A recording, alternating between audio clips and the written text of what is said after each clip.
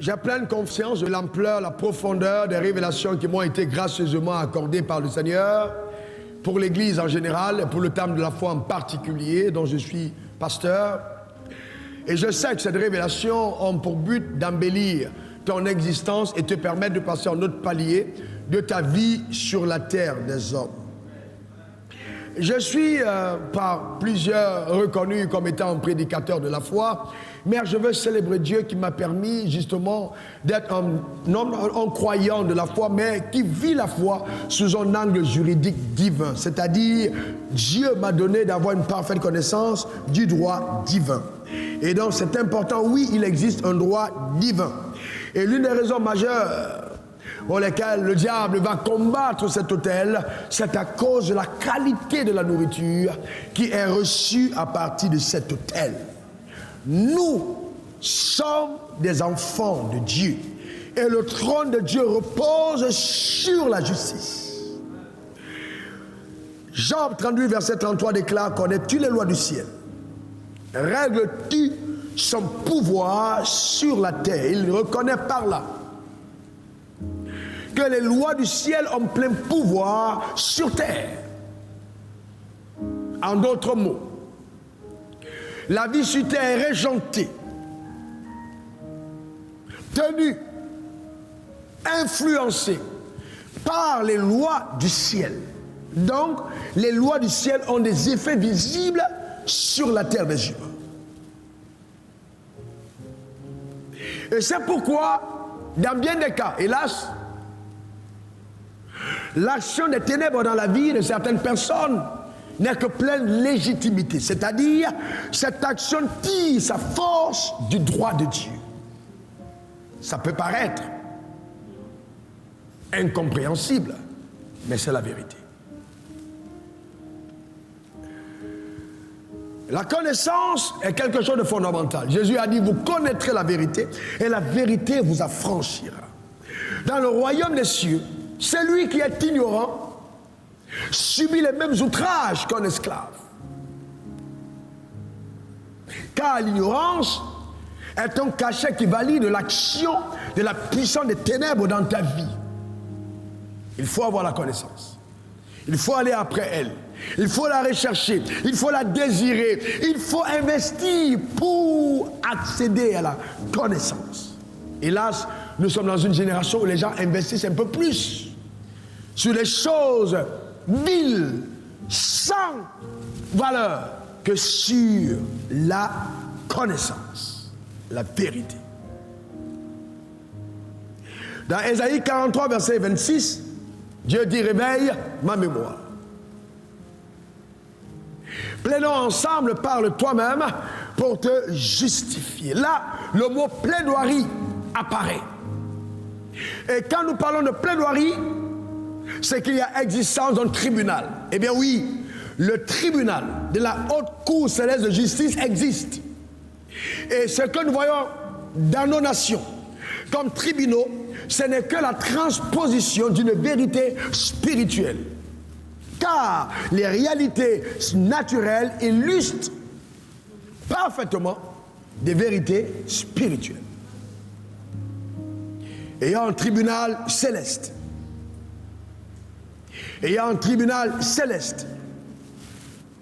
Et donc, quand vous voyez la prière qu'a enseignée Jésus, dans Matthieu 6, 6 à 9, 9 à 10, regardons ce qu'il est écrit. Il dit: voici donc comment vous devez prier. Il n'a pas dit comment je prie, comment vous devez prier. C'est-à-dire, il enseigne à ses disciples comment prier. Et il dit: notre Père qui est aux cieux, que ton nom soit sanctifié, que ton règne vienne. Voyez-vous que là, Dieu nous demande d'appeler son règne et non notre règne. Et que ta volonté, pas notre volonté, ta volonté soit faite sur la terre comme au ciel. Mais, en allant plus loin, s'il vous plaît, débarrassez-vous maintenant de tout ce que la religion a essayé de vous énuquer comme connaissance par le passé. Parce que si vous connaissez déjà, alors vous ne pouvez plus recevoir quelque chose de nouveau. Mettez un peu ça de côté, d'accord? sur ce point, laissez une certaine vigilité pour que vous puissiez accéder à un autre palier. Recevez comme mon enfant. Jésus dit que ton règne vienne. Et c'est Jésus qui parle. Ce n'est pas un prophète, c'est Jésus lui-même. C'est vrai qu'il était prophète, mais ce n'est pas un simple prophète, c'est Jésus qui parle. Que ton règne vienne. Et ce même Jésus va dire à la croix, tout est accompli. Mais comment peut-il savoir qu'il est descendu du ciel pour faire la volonté de Dieu? Il est descendu pour servir de rançon, mais il nous demande de prier et d'appeler le règne de Dieu sur terre. Pourquoi? Parce que Jésus connaissait parfaitement les lois du ciel.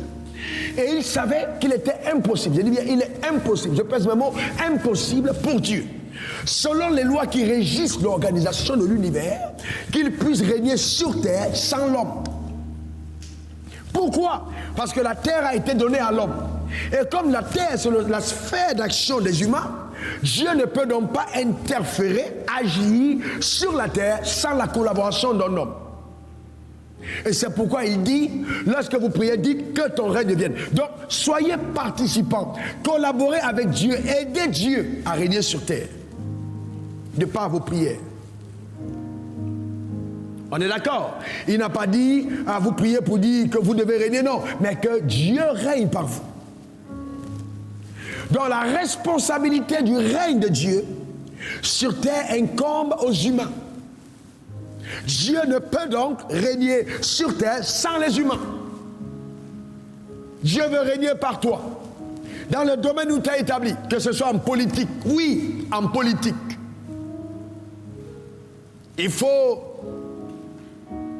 être débarrassé de certains stigmates mensongers de la religion, en politique, en affaires, dans l'administration, dans le sport, dans la science, partout, dans tous les domaines où tu es, Dieu veut régner par toi.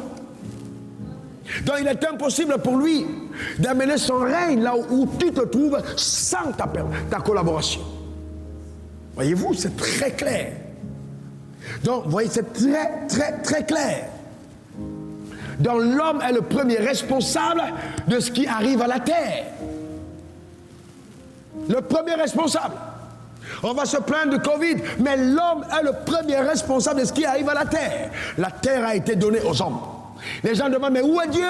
Mais pourquoi Dieu n'intervient pas? Il n'intervient pas parce qu'il a donné la terre aux hommes. C'est aux hommes, justement, de régenter, d'appeler, de manifester le règne de Dieu sur terre. Pour vous permettre de mieux comprendre.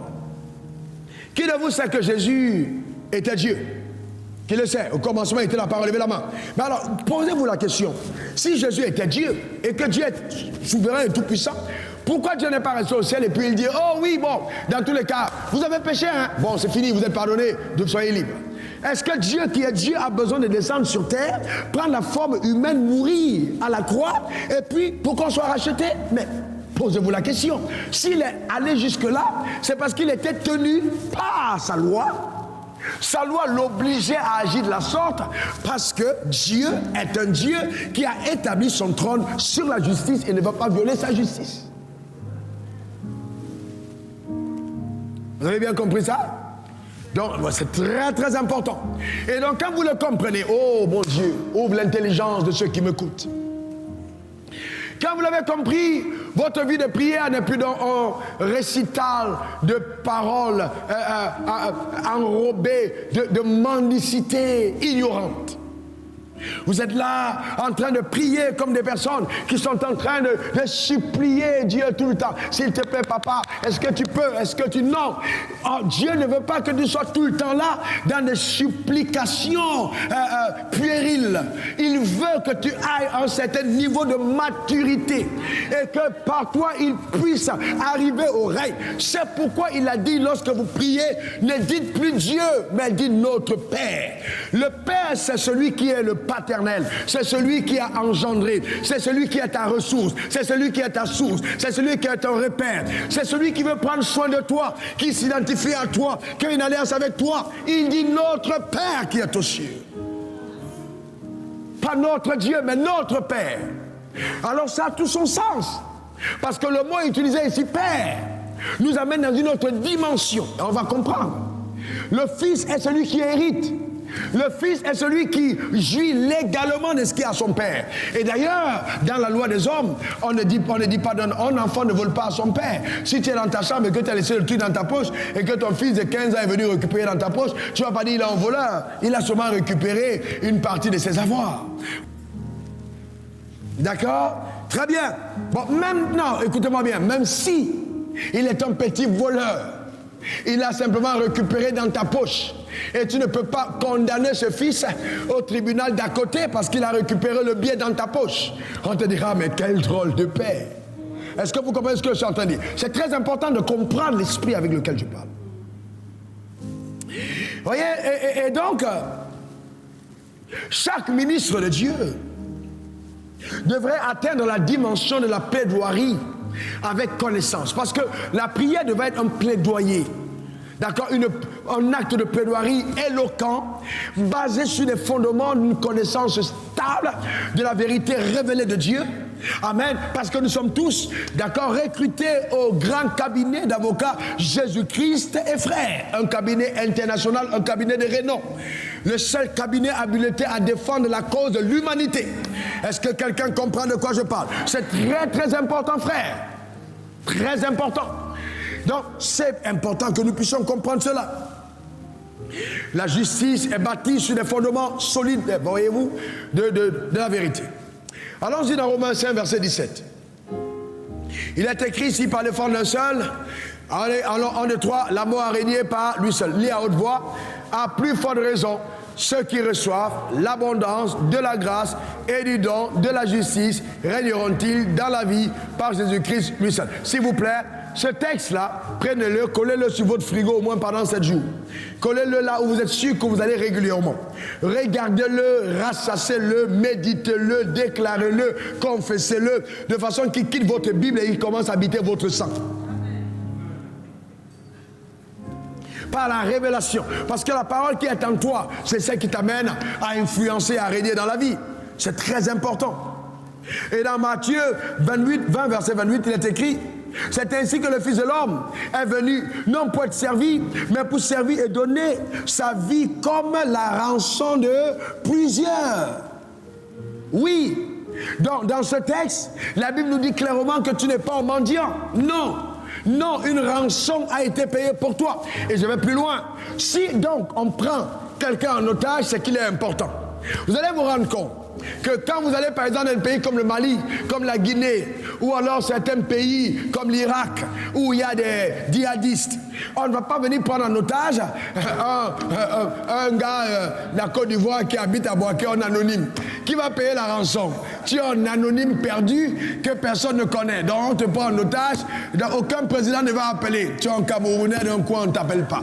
Mais si tu es un Américain, tu es un Anglais, tu es un Français, on dit ah, ça c'est une bonne nationalité. Parce que si on l'a pris en otage, alors on peut exiger une rançon pour sa liberté. Donc si la rançon a été payée pour toi et que le prix payé c'est la personne de Jésus, ça illustre à tes propres yeux quelle était la valeur que tu as aux yeux de ton Père. Est-ce que quelqu'un comprend ça? On ne paye pas la rançon pour n'importe qui. On paye la rançon pour des personnes de grande valeur. Oh, répète après moi, j'ai de la valeur aux yeux de Dieu. Encore, s'il te plaît. Une dernière fois. Alors maintenant, suivez-moi bien. Suivez-moi très attentivement. Il est important qu'on entre dans cette dimension de la plaidoirie. On va au point numéro 5. Comprenez-moi bien. Pour cause de temps, je ne reviens pas sur les 4. Vous devez plaider quand vous êtes devant le trône de la justice. Quand vous parlez devant le tribunal céleste, vous devez plaider pour l'extinction de l'instance, c'est-à-dire l'arrêt de la procédure, que la procédure engagée contre toi s'arrête. L'extinction de l'instance peut être invoquée quand la personne poursuivie est morte. C'est-à-dire que vous avez quelqu'un que vous poursuivez et la personne en question meurt. Et cette personne n'a pas d'ayant droit qu'on peut poursuivre à sa place, l'instance s'arrête, il n'y a plus de poursuite. Et donc, dans le cas de ta famille, je vais te montrer comment par toi, On peut donc évoquer à la Cour céleste de justice l'extinction de l'instance, afin que par toi s'arrête cette condamnation perpétuelle, cette accusation permanente qui pesait sur ta famille et qui imposait des limitations régulières. Ce n'aura plus jamais lieu au nom suprême de Jésus. Oh, ta manière de dire Amen m'embête. Vous voyez, ici, dans le cas d'espèce, c'est que vous avez hérité d'un procès familial. De façon générationnelle, on a dit, les gens ne vont pas se marier. On a dit, oh, tu ne vas peut-être pas atteindre tel niveau de la vie. Tu ne vas pas achever ce que tu as commencé. Tu vas avoir un cancer à 20 ans, ou alors à 40 ans, ou à 60 ans. Et de façon générationnelle, cette condamnation continue, parce qu'elle a pesé contre ta vie et contre ta destinée. Tu peux donc maintenant demander, parce qu'il y a des accusations contre toi à cause des fautes de ton père, que cette instance s'arrête. Oui, le diable sait que le péché des pères va se répandre la 3e jusqu'à la 4e génération. Il le sait. Donc quand ton père est mort, tu deviens héritier des malédictions parentales. Donc tu es poursuivi. Alors tu dis non, moi j'ai pas volé. Oh non, moi j'ai pas menti. Mais le diable dit non, c'est pas toi que je poursuis. Je poursuis le sang que tu portes. Je poursuis la vie qui est en toi. C'est vrai que ton père est mort, mais les textes de la loi nous disent, monsieur le président du tribunal Notre-Dame, que la malédiction se répand jusqu'à la 3e et la 4e génération. Donc cette sœur, elle aime l'église, ce frère, il aime l'église, c'est vrai. Mais nous devons appliquer la loi dans sa vie. Nous devons la poursuivre et l'atteindre des mêmes mots que ses pères. Comment faire pour régler le problème? Vous savez, les grands avocats sont ceux qui connaissent la loi et savent utiliser la loi pour contourner la propre loi. Alors, qu'est-ce que Dieu a fait? Il a fait quelque chose d'incroyable. Il s'est dit non, moi, la seule chose à faire ici, pour que les hommes puissent être rachetés, il faut que je les amène à mourir et à revivre. Et c'est pourquoi, dans 2 Corinthiens 5, verset 17, il dit, si quelqu'un est en Christ, il est une nouvelle créature. Voyez, si la graine de blé meurt, elle ne porte de fruits. Dans le royaume des cieux, on ne peut être productif que quand on est mort. Si on n'a pas constaté ta mort, tu ne pourras pas vivre. On ne vit dans le royaume que quand ton acte de décès a été dressé. Et on a constaté réellement que tu es mort. Tu es vraiment mort. Et donc maintenant, on fait revenir en toi, pas la personne qui était là, mais la nouvelle création, un prototype d'humain qui n'a jamais existé avant. C'est lui qui vient être l'occupant de ta tente, de ton corps, de la maison terrestre, de ton habitation sur terre. Il prend la place. 2 Corinthiens 5, verset 17. Si quelqu'un est en Christ, dis je suis en Christ. Il est une nouvelle créature, dis je suis une nouvelle créature. Les choses anciennes sont passées. Voici toutes choses sont devenues nouvelles, sont devenues nouvelles, sont devenues nouvelles. Les choses anciennes sont passées. Les choses anciennes sont passées. Les accusations anciennes, les procès anciens sont passés. Voici toutes choses sont devenues nouvelles. Et cela vient de Dieu. Alléluia. Qui nous a réconciliés avec lui par Christ. Amen. Les choses sont devenues nouvelles. Eh bien, c'est important. Imaginez que vous êtes chez vous, dans votre maison, vous êtes locataire. Et puis, un huissier arrive avec une injonction de payer une dette qui vous a apporté. Cet acte vous est adressé. Et vous regardez, on dit, on sonne. C'est bien la résidence Eden, oui. Ok, je voudrais parler à Niamsi. Non, ce n'est pas Niamsi, c'est Wafo. Attends, non, mais oui, c'est bien la résidence Eden, oui. Mais qui est dedans? Ce n'est pas. Non. Voyez-vous, ton corps, ce n'est pas toi. Ton corps, c'est ton habitation. Celui qu'on poursuit, ce n'est pas ton physique. On poursuit le sang que tu portais. On poursuit la vie qu'il y avait à l'intérieur. Ce n'est pas ton physique qui a poursuivi. C'est ton sang qui a poursuivi. Et donc, qu'est-ce que Dieu fait? Il va être très intelligent. Il va faire mourir l'ancienne personne. Il va donner à l'ancienne personne de mourir. Pour que toi, tu sois une nouvelle création. Donc, à partir de ce moment, tu reçois le dit et tu dis au gars, eh bien, je ne sais pas, vous vous êtes trompé parce que, dorénavant, s'il vous plaît, tout ce que vous avez au nom de ce gars, n'envoyez plus jamais ici parce qu'il n'est plus là, il a déménagé, il est mort. Ah bon? Oui, il est mort. Il est mort quel jour? Le jour de ta nouvelle naissance, il est mort. Tu lui donnes la date en disant, il est bien mort. Elle dit, ah, mais maintenant, celui qui habite ici, c'est moi. C'est pas la même personne. Mais le drame, c'est quoi? Jusque quand allez-vous atteindre cette dimension de connaissance? Le drame, c'est que la loi paraît plus facile. Oh, mon père a péché, on va me frapper. Oh, je prie comme... Non, voyez-vous, c'est ça le problème. Et puis le noir, en général, aime la loi à cause de l'héritage génétique de l'esclavage. Donc nous aimons être traités comme des personnes qui doivent toujours être écrasées. Le noir n'aime pas la liberté. Non, il aime l'écrasement. Quand on le martyrise, on le tétanise. Oui, quand tu vas venir à l'église, couche-toi, rame par terre. Et puis, assieds-toi, saute cette fois, assieds-toi encore. Quand il rentre à la maison, il dit, Joe, le pasteur, il est puissant. C'est pas ça la puissance. Non. Voyez-vous, nous devons être débarrassés du syndrome de l'ignorance qui est un syndrome criard, qui nous amène à passer à côté de toutes les gracieuses libertés que le ciel nous a accordées. Eh bien non, la connaissance est fondamentale. Elle est fondamentale. Elle est fondamentale. Elle est fondamentale. Ce serait terrible, et je parle exclusivement à ceux qui vivent dans ce continent, d'être 2 fois passés à côté de l'histoire. Vous êtes né sur un territoire riche et vous êtes pauvre. Vous êtes né dans un royaume riche et vous êtes pauvre. Vous serez 2 fois coupable. Naturellement et surnaturellement. On ne peut plus se permettre, nous qui sommes nouvelles créatures, de laisser les choses se faire comme ça s'est fait jusqu'à présent. Nous le... est-ce que je parle à quelqu'un qui comprend mon langage? Non, non, non, non, non. On devrait avoir une implication véritable. Et ce qui est plus fort dedans, mesdames, mesdemoiselles et messieurs, ce que j'ai découvert et qui m'a ébranlé dans le côté positif. Et je me suis prosterné devant Dieu pour rendre grâce à Dieu. C'est que Dieu, en fait, pendant longtemps, les gens m'ont fait croire que Dieu était fâché contre moi. Dieu n'a jamais été fâché contre toi. Jamais. Non, il n'a jamais. C'est-à-dire la colère qu'il a eue n'était pas dirigée vers toi. Il ne t'a jamais considéré comme coupable. Revenons dans Romains 5, verset 17. Lisez bien la Bible. C'est pour ça que j'ai dit ne lisez pas la Bible juste pour réciter, pour comprendre. La Bible dit, si par l'offense d'un seul. Combien de personnes sont coupables? Combien de personnes sont coupables? Voilà, la mort a régné par lui seul. Donc ça veut dire que la personne désignée coupable par Dieu dans la cour céleste de justice, c'est une seule personne. Elle est appelée comment? Adam. Donc Dieu n'a jamais considéré que c'est toi le coupable.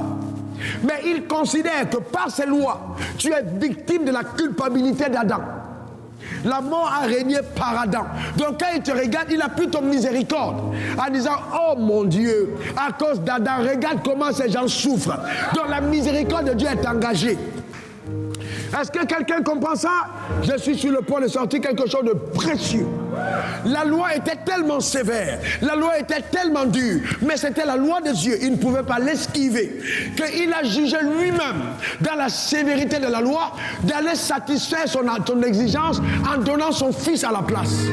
C'est-à-dire, la loi était tellement demandante que quand il a regardé le supplice des humains, il a dit, ils ne vont jamais y arriver. Venons à leur secours, que quelqu'un d'autre vienne à sur terre, parmi nous, et prenne la place des hommes, pour libérer ces hommes de ces problèmes, parce que ce n'est pas eux les coupables, c'est à cause d'Adam.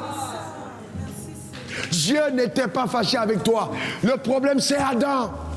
Et comme voyez-vous, si donc Dieu était fâché avec toi, vous êtes intelligent, n'est-ce pas? Dieu allait envoyer Jésus pour chaque personne. Parce que si c'est plusieurs qui ont péché, il faut plusieurs Jésus. Mais s'il a accepté un seul sacrifice, ça veut dire qu'il y a une seule personne qui a été objet de l'offense. C'est ce que le texte dit. Par un seul, la mort a régné par lui seul. Par un seul autre. D'accord, regardez. À plus forte raison, ceux qui reçoivent l'abondance de la grâce et du don de la justice régneront-ils dans la vie par Jésus-Christ lui seul. Et cette grâce a un fondement juridique. Ce n'est pas une grâce d'un président africain qui veut, en quête de popularité, le jour de la fête nationale, il va libérer des gens pour contenter le peuple. Non, c'est une grâce de fondement juridique. C'est une grâce inattaquable. Parce que la grâce est basée sur le sacrifice d'une autre personne. Une grâce basée sur le sacrifice du sang de l'agneau, de Jésus-Christ. Ceux qui reçoivent l'abondance de la grâce régneront dans la vie par Jésus-Christ lui seul. C'est-à-dire quoi? Écoutez-moi bien.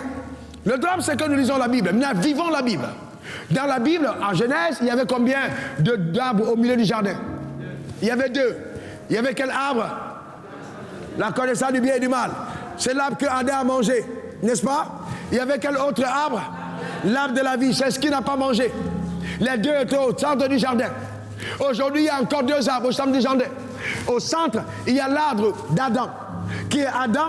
Quand tu as mangé ça, péché, mort, péché, mort, péché, mort. Maintenant, il y a la vie à côté. Et cet arbre-là en disant, mangez-moi. Quand tu manges, mangez vie. Mangez vie, mangez vie. C'est pour ça que la vie est en lui. C'est pour ça qu'il dit, vous régnerez dans la vie par Jésus-Christ, lui seul. Ce n'est pas pour rien qu'à un certain moment, il vous donne son corps et son sang, parce que vous devez manger de cet arbre. Consommez cela, mangez. C'est la vie pour vivre éternellement. Voyez-vous ce que la religion nous a fait croire? Elle nous a fait croire que oui, quand je vais être trop sérieux, je vais vraiment appliquer les 10 commandements, je vais être tellement sérieux, alors Dieu va me bénir. Non, Dieu fait l'inverse. Il te bénit d'abord et la bénédiction te rend sérieux. C'est pas que non, je vais mériter. Non, il te bénit d'abord. La grâce est une faveur imméritée. Il t'a tellement fait grâce que tu n'as plus le choix. Tu es obligé d'être reconnaissant. Est-ce que quelqu'un comprend ça? C'est la différence d'aller à l'église, oui, vraiment, je fais ci, je vais faire ça. Non, sortez de la loi, cessez d'être légaliste, vivez la rédemption, mettez en application la justice de la croix. Par un seul homme, le péché est entré dans le monde. Monsieur le président du tribunal de Notre-Dame, je viens donc déclarer que celui qu'on accuse, cette sœur qu'on accuse, ne doit pas payer à la place. Car j'évoque ici Romains 5, verset 17. Si par un seul homme, la mort a régné, par un seul autre homme, l'abondance de la grâce que la sœur a reçue, que le frère a reçu, cette personne est introduite dans la vie par Jésus-Christ, lui seul. Je vais plus loin, frère. Écoutez, si le président du tribunal de la Cour de justice doit rendre justice, s'il ne te rend pas justice, il se rend coupable d'avoir accepté la rançon. Parce que si vous prenez la rançon pour la liberté de quelqu'un, vous ne jugez plus la personne. La rançon en elle-même sert de gage de liberté. La personne n'est plus jugeable parce que vous avez pris la rançon pour sa liberté. La rançon ne veut pas dire que la personne n'était pas coupable, mais la rançon l'affranchit de la culpabilité. La rançon l'introduit dans le cycle de la liberté. Elle bénéficie des faveurs de la personne qui a payé à sa place, de pauvre qu'elle était. C'est ce que la justice a fait. Donc tant qu'on n'a pas compris, frère, on va être là, oui, dans des systèmes. Vous savez, quand on n'a pas de révélation, la loi a tendance à nous servir ses plats. Parce qu'on ne sait pas quoi prêcher. Alors il est plus facile, l'Ancien Testament est tellement gros qu'il est plus facile de trouver un message hors contexte. Voyez-vous, donc c'est très important, frère, par un seul homme. Donc en évoquant cela, vous demandez l'extinction de l'instance, que le procès s'arrête. Et le procès va s'arrêter. Frères et sœurs, nous sommes dans un tribunal de justice. Le drame, c'est que vous avez reçu l'accusation, vous avez appliqué ça pour vous-même. Et Dieu dit, mais si toi-même tu dis que c'est ta cause, c'est pour toi, qu'est-ce que tu veux qu'on fasse? Voyez-vous, c'est très important. Jésus est mort pour toi, dis il est mort pour moi. Encore. Encore. Et vous voyez, oh Dieu Tout-Puissant, aide-nous à comprendre ceci. Le drame, c'est que beaucoup d'entre nous, nous sommes simplement là, oh je suis un fils de Dieu, je suis un fils de Dieu. Les fils de Dieu, là, fils de Dieu, Dieu, il règne au ciel. C'est pour ça que Jésus, quand il parlait de règne, il parlait beaucoup de fils de l'homme. Parce qu'il avait compris, dans sa double dimension, que je ne peux pas conquérir la terre en tant que fils de Dieu. Je dois, dans la dimension de fils de l'homme, mourir comme un homme à la croix pour la rédemption des humains. Parce que si un Dieu était mort à la place des hommes, ce ne serait pas acceptable. Si un homme a péché, il faut qu'un homme meure. C'est pour ça que Jésus est devenu homme. Et donc nous devons régner dans la dimension des fils de Dieu, c'est vrai, mais connectés aux fils d'Abraham. Pourquoi donc? Parce que justement, c'est ça là. Regardez Galates 3, verset 7. Regardez ce qui est écrit. Reconnaissez que ceux qui ont la foi sont des fils d'Abraham. Ceux qui ont la foi en qui? La foi en qui? Non, pas en Dieu. Non, non, non, non. Le diable a foi en Dieu. Le diable n'est pas... non, le diable est monothéiste. Ouais, il croit en Dieu. La Bible dit les démons croient. Dieu dit Satan croit que Dieu existe. Il a un problème avec Jésus, il n'a pas un problème avec Dieu. Il croit. Donc même la doctrine des athées, là, même Satan n'est pas athée. C'est une doctrine qui a épaté le diable. Les hommes ont trouvé ça où? Athée. Ils ont trouvé le mot athée là où? Moi-même je crois en Dieu. Mais vous êtes devenus bête comment? Jusqu'à que vous ne croyez pas. Moi-même je crois en Dieu. Je suis un homme qui croit en Dieu. Satan croit parce qu'il a vu les lois de Dieu, ça marche. Il croit en Dieu. On y tremble même de croire. Le problème qu'il a, c'est Jésus. Et vous allez comprendre pourquoi. Parce que Jésus met fin à son règne. Parce que Jésus met fin à sa domination. Parce que Jésus libère les hommes. Jésus renvoie Satan sous les pieds de l'Église. Et il a un problème avec Jésus, pas avec Dieu. C'est pour ça que quand il s'agit de Dieu, il te laisse aller. Oh, je vais aller ici, je vais être Christ, Bouddha, chez Christ, chez Mohamed, chez Wafo. Il te laisse partir chez Marie. Il te laisse. Quand il dit Jésus, il dit non, ne va pas là-bas, ne va pas là-bas. Parce qu'il sait qu'à partir de là, il y a extinction de l'instance par la personne de Jésus. Il perd pouvoir sur ta vie. Il perd le plein pied. Mais allons-y plus loin, verset 29, Galates 3, 29. Regardez. Et si vous êtes à qui? À Christ. Si vous êtes à... Qui est à Christ parmi vous? Levez la main. Dis, je suis à Christ. Regardez ce qui est écrit. Vous êtes donc la postérité d'Abraham. Oh, le droit divin. Héritier selon la promesse. Oh, c'est fort ça. Dans la Bible dit tu es la postérité d'Abraham. Héritier selon la promesse. Vous voyez que les fils de Dieu ont accès au trésor divin. Les fils d'Abraham ont accès au trésor d'Abraham. Et la terre a été donnée à l'homme. Abraham a récupéré la terre. Donc quand tu identifies à Abraham, tout ce qui est à la terre est à toi. Quelqu'un dit je suis un héritier. Déclarez-le encore. Une dernière fois. Et pendant votre plaidoirie, en certain moment, si vous vous rendez compte que le combat devient acharné, faites entrer le témoin fidèle, faites entrer l'arme fatale. Pendant le procès, vous allez dire, monsieur le président du tribunal, je voudrais donc vous demander d'écouter ici le témoignage, justement, d'un témoin qui a vécu toute la scène et qui peut nous apporter la preuve et l'évidence que là, mon témoin qui est aujourd'hui accusé de façon très injuste ne mérite pas la vie, le style de vie qu'elle est en train de mener. D'ailleurs, je suis en train de rédiger à son égard un mémo portant plainte à la juridiction céleste qui laisse faire une telle oppression dans la vie de telle personne. Mais on va y arriver tout à l'heure. Et là, donc, vous laissez entrer le sang. Quand le sang arrive, le sang. Ils l'ont vaincu à cause du sang. Le sang de l'agneau est la parole de leur témoignage. Quand le sang arrive, le sang, Hébreux 12, verset 24, le sang de Jésus parle mieux que celui d'Abel. Frères et sœurs, toi, tu penses que le sang, c'est un liquide. Dieu dit, le sang, c'est la vie.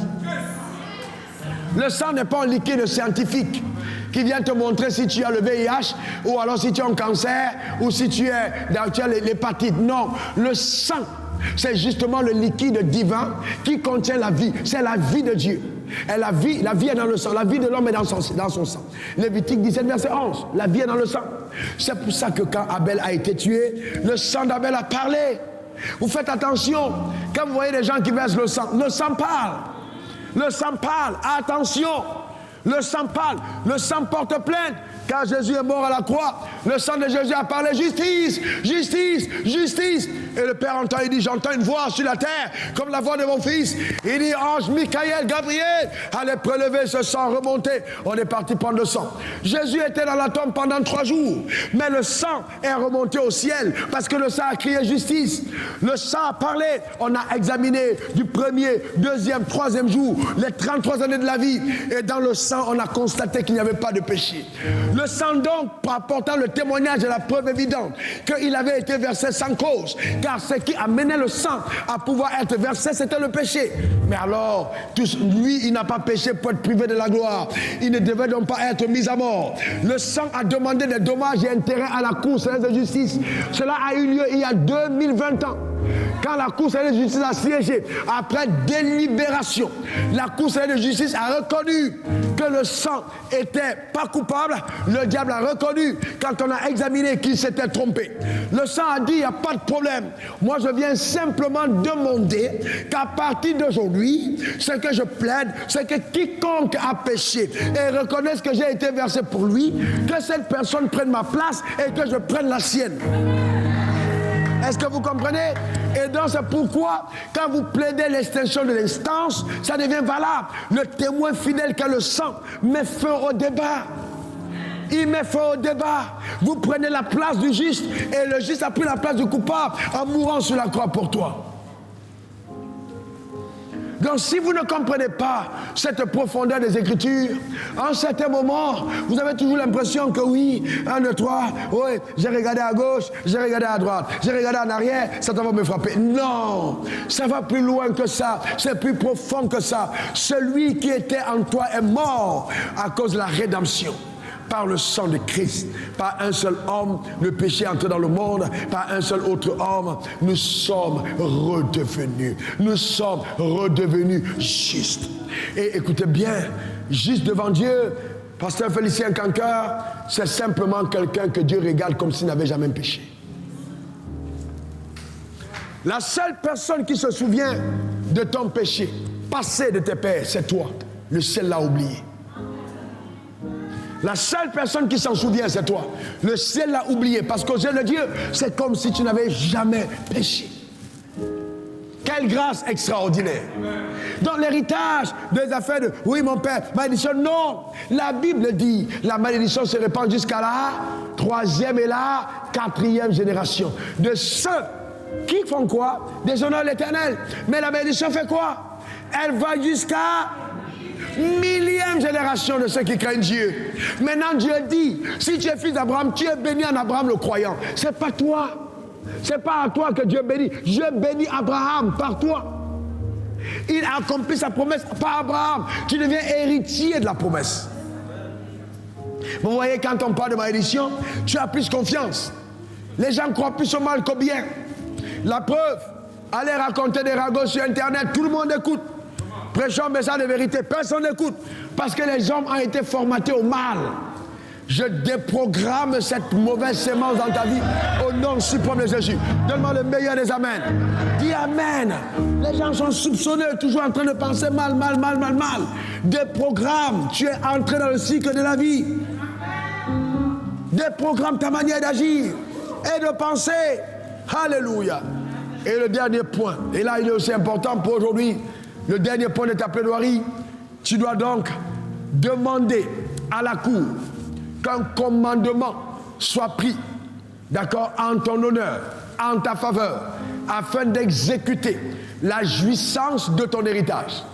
Que tu puisses jouir un commandement, c'est un acte qui est pris par la cour, qui est, ça donne force aux anges, au droit du ciel, d'exécuter dans ta vie la décision arrêtée. Pourquoi? Parce qu'en fait, ton avocat va plus loin. Il dit oui. Aujourd'hui, on ne le poursuit plus, c'est vrai. Mais on ne peut pas s'arrêter là, votre honneur. Non, Père, nous venons donc demander que maintenant, de la même manière que cette personne a subi de façon outragère, n'est-ce pas, la malédiction, a été oppressée, a vécu dans l'indignité, que maintenant lui soit accordé tout ce qui est rattaché à son règne par Christ. Et dont le commandement est pris par la haute cour de justice pour te permettre, toi, de jouir de tes avoirs. Ta manière de dire amen m'embête. Et ça, c'est important, frère. Et c'est pourquoi tout ce que Satan a retenu contre ta vie va être restauré au nom suprême de Jésus. Oh, ta manière de dire amen m'embête. Regardez Genèse 22, versets 16 à 18, s'il vous plaît. Et il dit à Abraham, ton père et le mien, je le jure par moi-même, parole de l'Éternel, parce que tu as fait cela et que tu n'as pas refusé ton fils, ton unique, je te bénirai et je multiplierai ta postérité comme les étoiles du ciel et le sable qui est sur le bord de la mer. Et ta postérité possédera les portes de quoi? De ses ennemis. D'accord? Et il dit, toutes les nations de la terre seront bénies en ta postérité, parce que tu as obéi à ma voix. Est-ce qu'on a dit seulement les Juifs? On a dit quoi? Les nations, ça vient du mot ethnos, tous les ennemis. Est-ce que tu es concerné? Est-ce que tu es concerné? Je vous pose une autre question.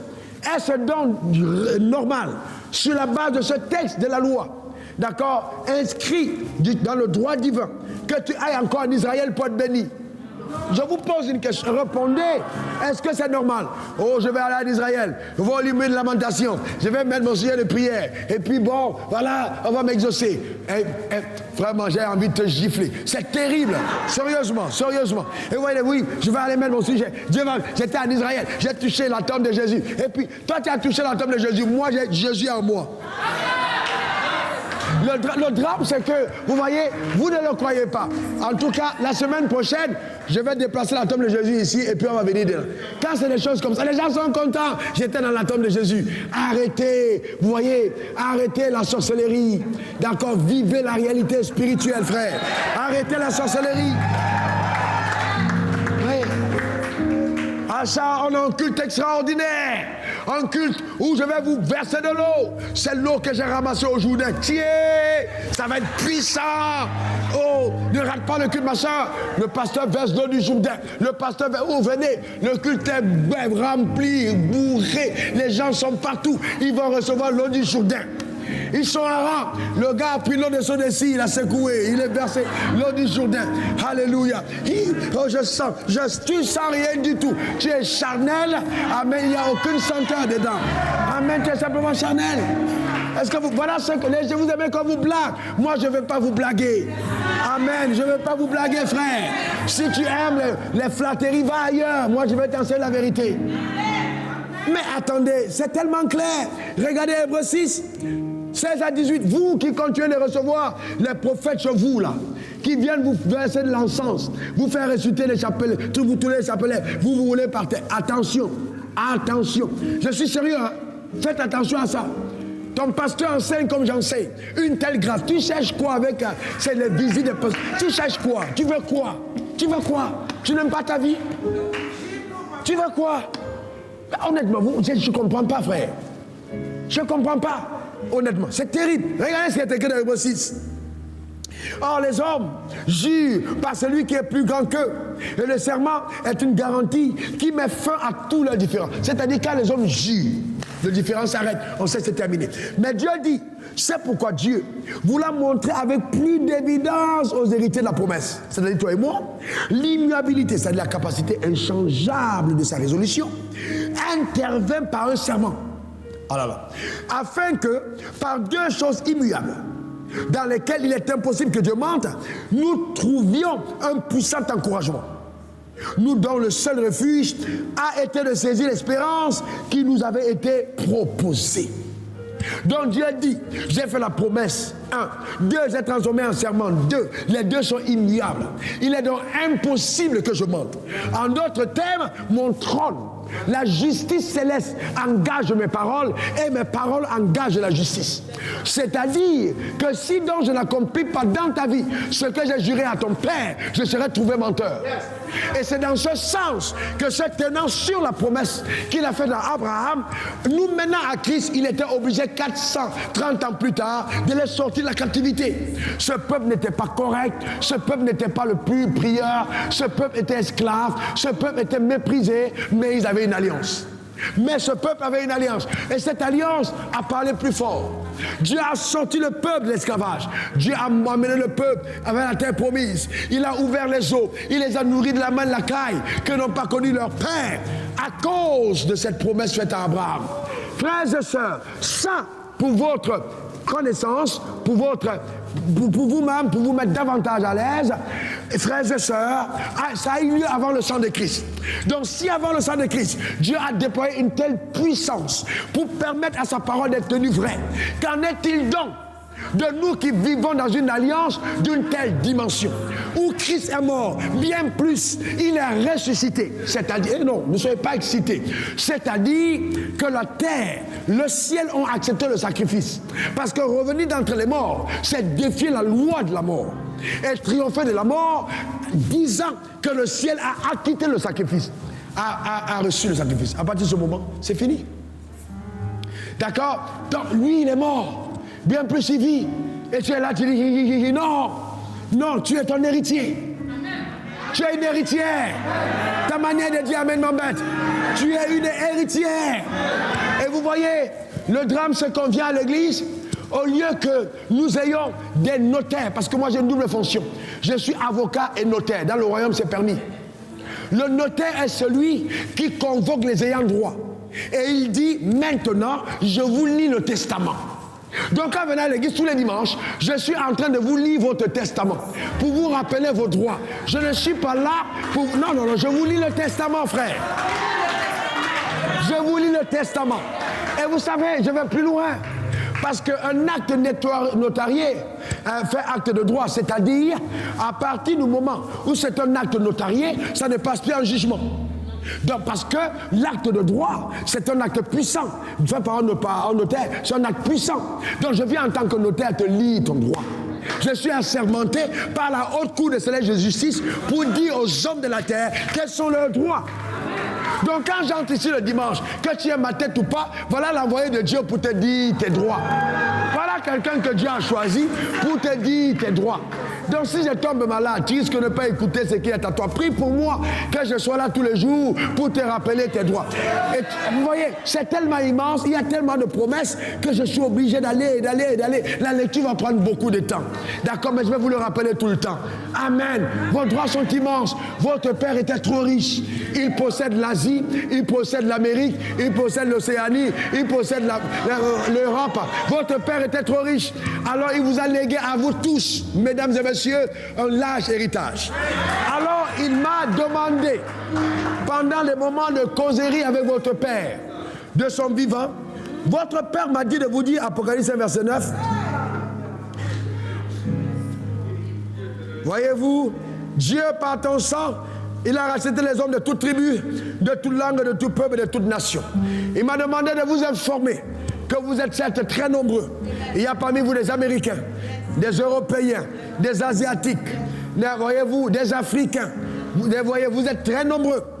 Les nations de la terre, il vous a laissé en héritage. Apocalypse 1, verset 12. Et il disait d'une voix forte, l'agneau qui a été immolé est digne de recevoir puissance, c'est pour toi, reçois-la, richesse, sagesse, force, honneur, gloire et louange. Frères et sœurs, voilà l'héritage, puissance, sagesse, force, honneur, gloire et louange. Donc rien que le mot gloire, il est puissant. Dans la gloire, il y a la santé. Dans la gloire, il y a la dignité. Dans la gloire, il y a... Ce que Dieu fait, c'est incroyable. Et voyez-vous, c'est incroyable. Donc voilà le testament pour toi. C'est qu'il t'a légué. Encore quand je vous dis qu'il est anormal qu'un enfant de Dieu soit pauvre, c'est sur la base d'un héritage. C'est anormal. Mais nous allons avoir le temps, dès dimanche prochain, nous allons réviser les domaines dans lesquels l'exécution n'a pas été faite et ordonner maintenant, demander par plaidoirie, que le tribunal lui-même vienne avec la force du droit exécuter dans nos vies, dans ces domaines, ce qui nous revient de droit. Or, quelqu'un dise le meilleur des amens. Quelqu'un dise encore amen. Je termine par cette belle histoire qui m'a été racontée par le Saint-Esprit en 1995. Quand vous lisez la parole de Dieu, le Saint-Esprit sait vous enseigner. Il m'a dit qu'il y avait un jeune homme qui vivait sous un immeuble. Son père était très très riche. Quand sa mère est tombée enceinte, le père est mort. Ensuite, à la couche, la femme aussi est morte. Alors l'enfant est né, il n'a connu ni son père ni sa mère. Il a été adopté par ses oncles. Et ses oncles étaient méchants. Ils ont pris tous les biens de son père. Et il dormait sous un immeuble. Il mendiait. C'était terrible. Il se servait dans les ordures. Voyez-vous, des poubelles. Et un jour, une de ses tantes, qui avait été tellement touchée par son sort, est venue lui dire, on t'a fait du tort. En fait, cet immeuble, tout le quartier, ton père était riche, tout ce que nous avons là, c'est à toi. Il était fils unique de son père. Et donc, il n'en revenait pas. La mère l'a conduit chez le notaire. Et le notaire a ouvert le testament. Parce qu'ils avaient menti au notaire disant que l'enfant aussi était mort. Le notaire a découvert l'enfant. Le notaire a relu le testament. L'enfant est devenu à l'instant. Je vous pose une question. Quand il était sous l'immeuble, est-ce qu'il était déjà riche? Si, il était déjà riche.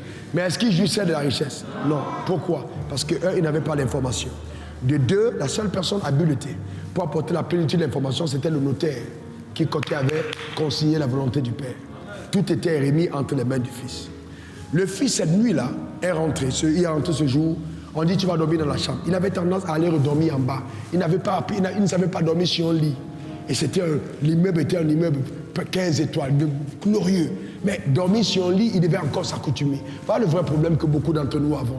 Le diable nous a blagués, le diable nous a dépossédés, le diable nous a mis dans des positions qui n'étaient pas les nôtres. Maintenant, le notaire que je suis, je viens, je vous dis, c'est à vous. Alors, le problème, c'est que, vous voyez, vous avez l'impression que vous rêvez, mais c'est vraiment à toi. Oui, il prend l'indigent de la boue pour le faire asseoir avec les rois à leur table. C'est vraiment à toi la promesse, c'est vraiment à toi l'héritage. Maintenant, vous voyez, il faut aussi que tu sois résolu, même quand on te dit que c'est à toi, que tu sois résolu encore à pouvoir jouir de ce qui t'a été réservé. Parce que si tu ne fais pas attention, ton ancienne vie sera un handicap à la jouissance de tes biens présents. C'est vraiment important. On va baisser la tête et on va prier. Père, au nom suprême de Jésus, que ton nom soit exalté, que ton nom soit béni. Merci pour la vérité qui nous a été ainsi révélée. Nous voulons prier au Père et demander que par ton Saint-Esprit, tu accordes à chacun d'entre nous la pleine jouissance de nos droits légaux, éternels, d'alliance au nom suprême de Jésus. Au Père, permets donc que nous puissions, éternel, bénéficier de tout ce que le ciel nous a gracieusement accordé en Christ. Que notre vie rayonne et témoigne de la splendeur de ta bonté. Honneur, règne, triomphe à toi pour les œuvres fabuleuses, merveilleuses, glorieuses, puissantes que toi seul, eh bien oui, toi seul es capable d'accomplir. Merci Seigneur, au nom suprême de Jésus. Amen. Amen. Amen. Je voudrais demander à quelqu'un connecté à cet hôtel, tu es là maintenant, ton cœur est touché et tu dis, je veux donner ma vie à Jésus. Lève ta main simplement, je vais prier pour toi, là où tu es, chez toi, et répète après moi cette prière. Seigneur Jésus, mon cœur est touché, je veux te servir, je veux t'appartenir. À partir d'aujourd'hui, pardonne mes péchés, que ton sang me lave, que ton sang me purifie. Au nom suprême de Jésus, Amen. Amen. Amen. Que Dieu bénisse ton âme et que Dieu bénisse ta vie, que Dieu te garde, que sa main soit sur toi. Alléluia. Gloire à l'agneau. Gloire à Jésus. Merci Seigneur. Alléluia.